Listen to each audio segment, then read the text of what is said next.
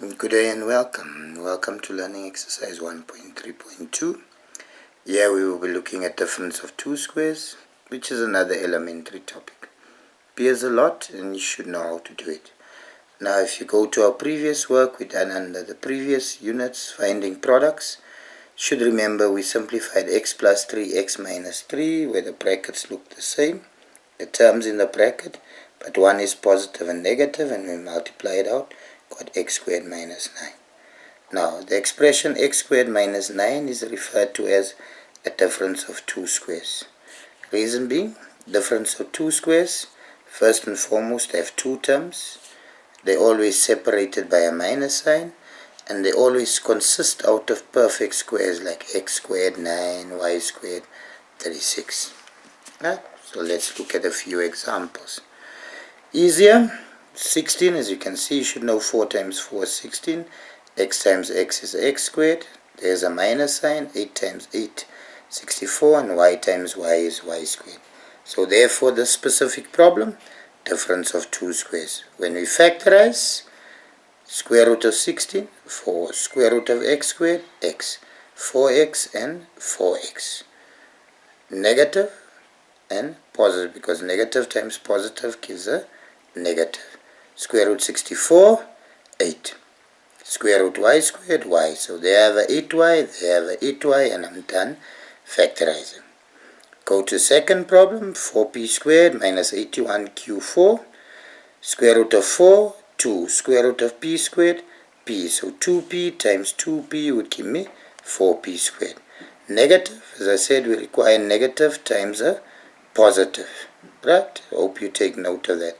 Square root 81, 9 and 9.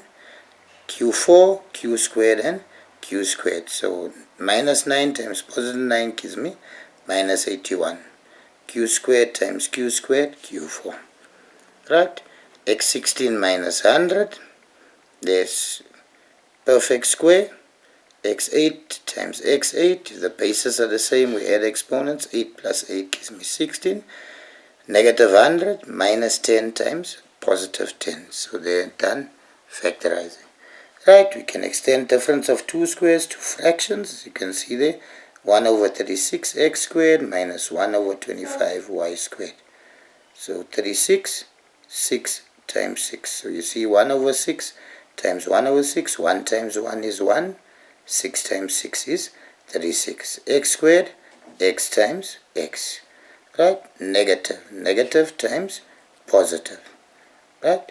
25. 1 over 5 times 1 over 5. 5 times 5 gives me 25. 1 times 1 gives me 1. And y4 then becomes y squared times y squared. Right, and if we want to make it more complex, so we like to use this to catch you out. Take note. See that binomial m plus n in the bracket is squared. So that squared means this is m plus n times m plus n. There I have 4, which you should know is 2 times 2. It's a perfect square.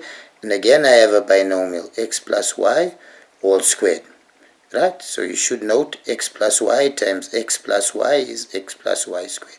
So these two are also difference of two squares. If I factorize, square brackets or close parentheses, right? M plus n times m plus n.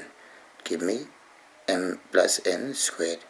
Negative becomes negative times positive. 4, 2 times 2 gives me 4.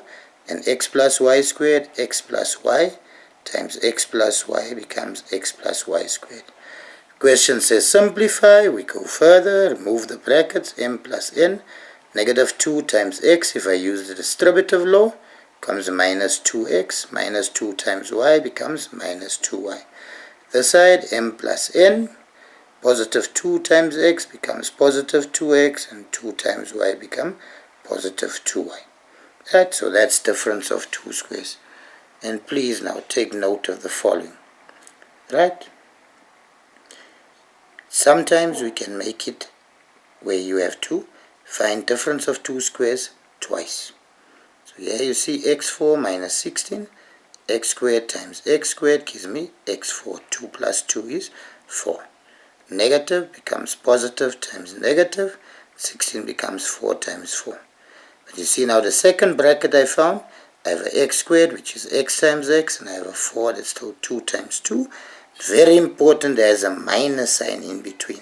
So this bracket is still a difference of 2 squares. So I carry that further down, so x squared becomes x times x. Negative 4 becomes negative 2 times positive 2. Right?